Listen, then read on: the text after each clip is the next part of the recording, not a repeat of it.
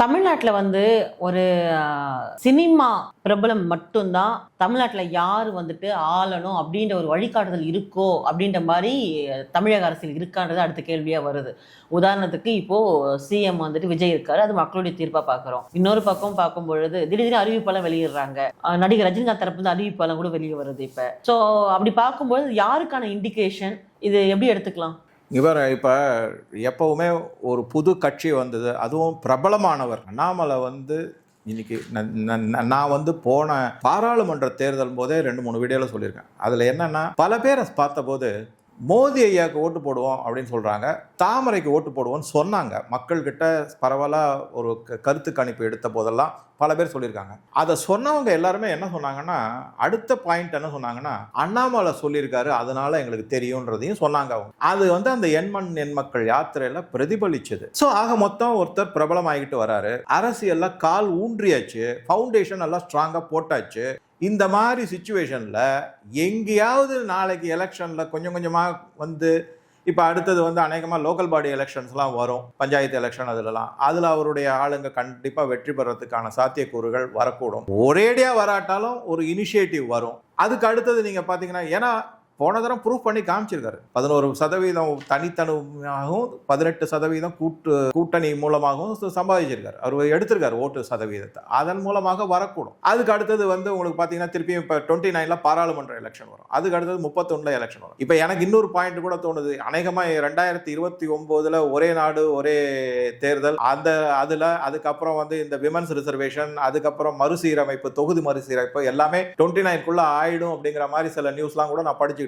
அப்ப சட்டசபை தேர்தலும் அதுல வரதுக்கான சாத்தியக்கூறுகள் இருக்கு. எடுத்த உடனே சிஎம் வராட்டாலும், ஏன்னா பன்முனை போட்டிகள் இருக்கும். அதுலயுமே எனக்கு கண்டிப்பா ஒரு சான்ஸ் எப்படி இருக்குனாக்க, 4 முனை போட்டி இருந்துச்சுனாக்க, அதாவது டிஎம்கே ஒரு கூட்டணி, ஏடிஎம்கே ஒரு கூட்டணி, விஜய் ஒரு கூட்டணி, அதுக்கப்புறம் அண்ணாமலை சாரும் ஒரு கூட்டணி. இந்த 4 முனை போட்டி வரும்போது உங்களுக்கு 100% ஓட்டுல இருந்து எடுத்தீங்கன்னா 26% யாராவது ஓட்டு எடுத்தாங்களே கண்டிப்பா அவங்க வெற்றி பெறுவாங்கன்ற ஒரு கணக்கு நம்ம ஒரு லாஜிக்கல் கன்க்ளூஷனுக்கு வரலாம். அப்ப அந்த மாதிரிலாம் பர்ஃபார்ம் பண்ணி இவர் அரசியல்ல தன்னை நிலைநிறுத்தி கொண்டு விடுவாரோ, ஆட்சியை பிடிக்கக்கூடிய அளவுக்கு வந்து விடுவாரோ அப்படிங்கிறதுக்காக இந்த தமிழ்நாடை பொறுத்த வரைக்கும் சினிமா கவர்ச்சி தான் முக்கியம்.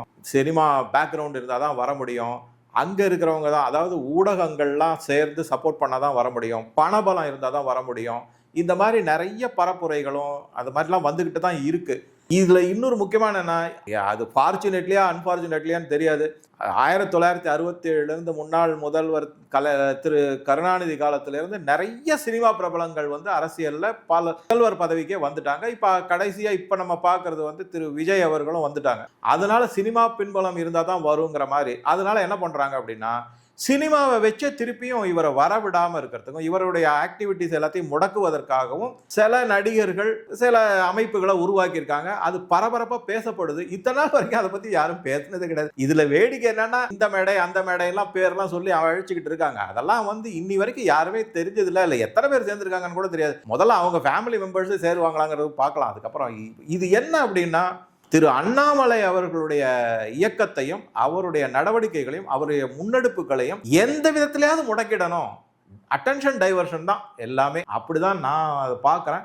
அது இன்னொன்று சொல்கிறேன், அந்த மாதிரி இப்போ புதுசாக ஆரம்பிச்சிருக்கிற அந்த மேடை இயக்கம் இருக்குங்களா, அவர் ரொம்ப நாளாக நான் அரசியலுக்கு வரேன்னு சொல்லி பல பேரை ஏமாத்திருக்காரு.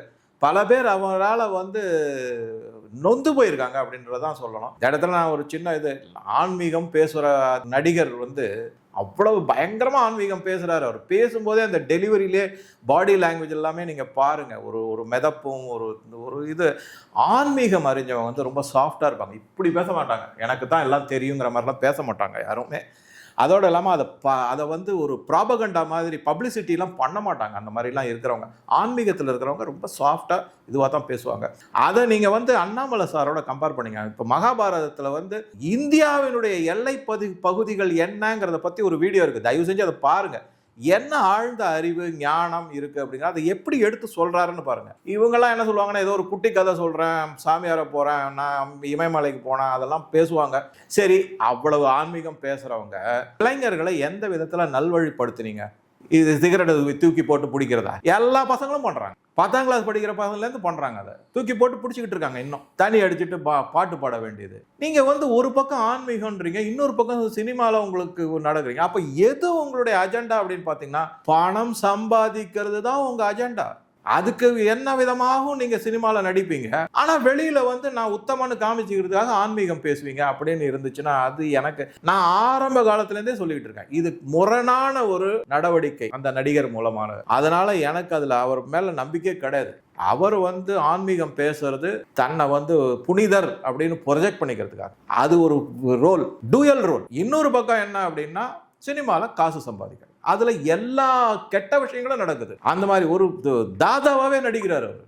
அந்த மாதிரிலாம் இருக்கும்போது அவங்கெல்லாம் வந்து அவங்கள நம்பி அந்த இயக்கத்தினால இது முடக்கப்படும் அப்படின்னா எனக்கு அது வந்து சிரிப்பு தான் வருது அதை நினைச்சா. அது மாதிரிலாம் முடக்க முடியாது. ஏன்னா இவர் வந்து ஒரு நிஜமாகவே தன்னுடைய பதவி இது எல்லாத்தையும் விட்டுட்டு 6 வருஷம் அரசியலில் நல்லா எக்ஸ்பீரியன்ஸ் ஆகி, படிப்பு மட்டும் இல்லை, அனுபவ அறிவும் பெற்று ஒரு நல்ல அரசியல்வாதியாக வந்தாச்சு.